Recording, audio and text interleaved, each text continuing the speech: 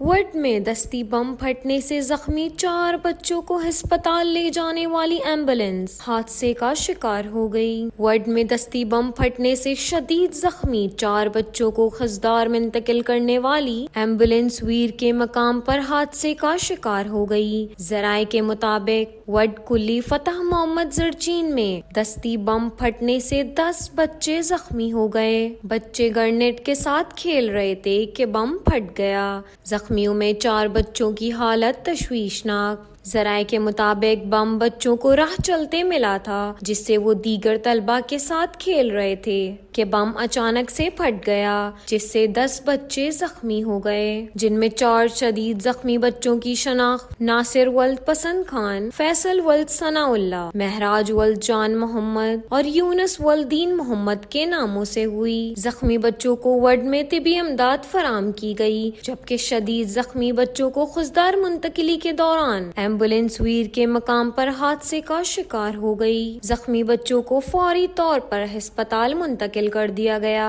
ہسپتال ذرائع کے مطابق شدید زخمی ایک بچہ زخموں کی تاب نہ لاتے جان کی بازی ہار گیا۔ وش نیوز ورڈ۔